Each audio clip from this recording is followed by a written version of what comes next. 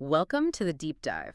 Today we're getting into a story that, well, it seems really simple on the surface, Hmm. but the way it talks about learning, it's actually like incredibly deep. It really is. So our mission basically is to unpack this powerful idea from our source, the empty cup, humility in learning.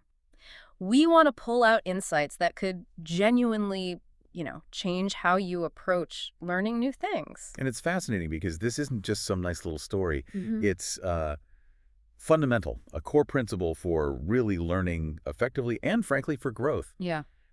Can seriously speed up how you absorb knowledge, Hmm. but also how deeply it sinks in.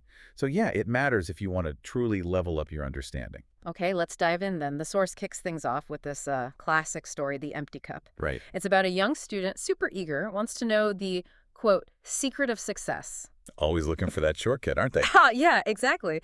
So he goes to this wise teacher, asks the big question. And the teacher's response, Hmm.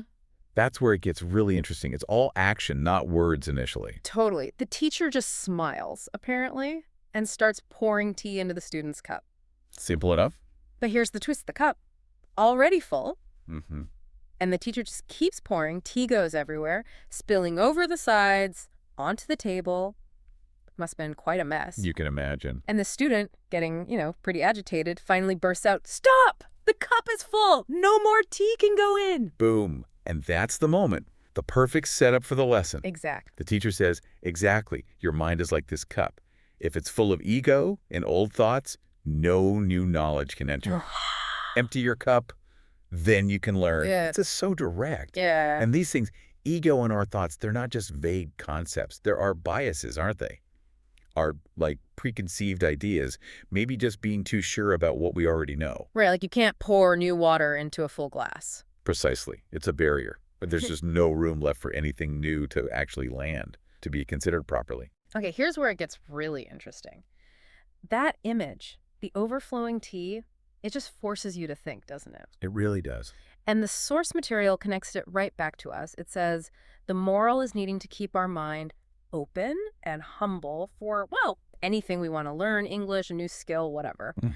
Always ready to learn like an empty cup. It feels like such a clear instruction. It is. And if you zoom out, being ready to learn like an empty cup, that's it's a universal thing. It Yeah. applies everywhere. Personal Ah. growth, staying adaptable at work, especially when things change so fast. True. It's about being receptive, open to new stuff. Instead of letting your past wins or like your assumptions block the way, think about it. How often do you hear a new idea, maybe something disruptive, Mm. and your first thought is, nah, I know better, or that'll never work here. Guilty. Yeah, definitely happens. It's subtle sometimes. Exactly. Okay, so to help us really dig into this empty cup idea, the source gives us some keywords. Let's look at those. First up, wisdom. Defined simply as knowledge and good judgment. The example given is, my grandmother is full of wisdom.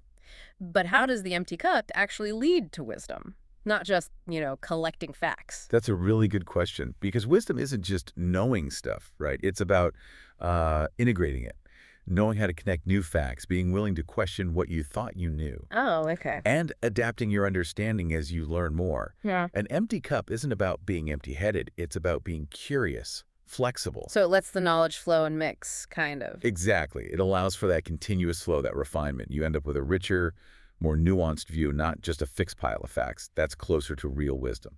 Got it. Okay, next word. Humble. Defined as not proud, modest. The source says, we should be humble while learning. But this isn't just about being quiet or like meek, is it? It feels more active than that. Oh, absolutely. Humility here is vital.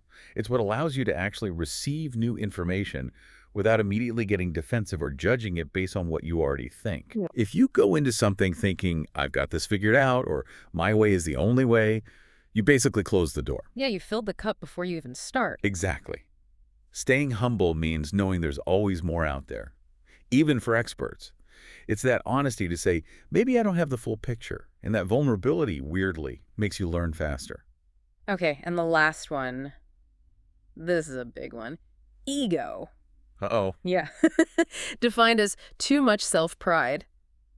And the source warns, ego can stop us from learning new things. How does ego actually do that? What's the mechanism? Think of ego as like your mind's defense system gone wrong. Okay. When new information comes along that challenges a core belief or maybe suggests you aren't quite the expert you thought you were, Yeah. ego jumps in and makes you reject it, Mm. push it away.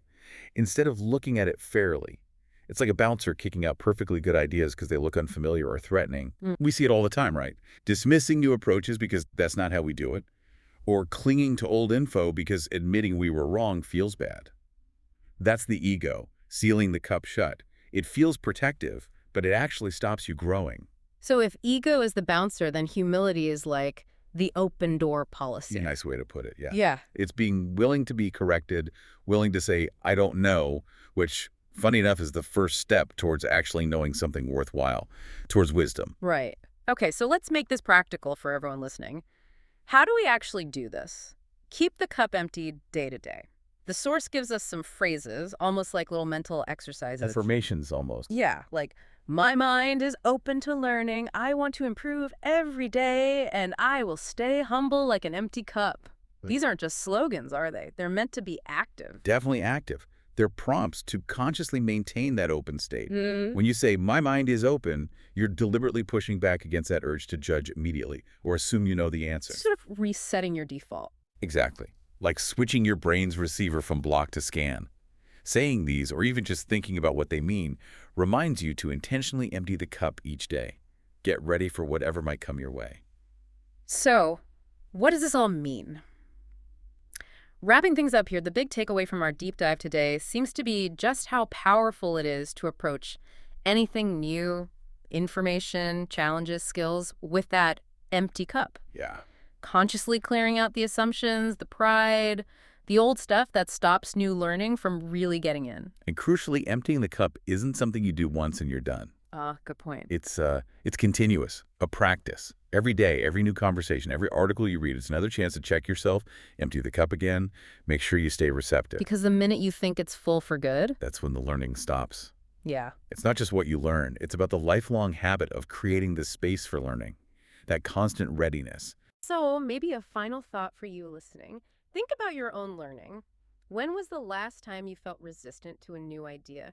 Could it be your cup was a bit too full right then? What could you maybe consciously empty out today to make space for something truly new?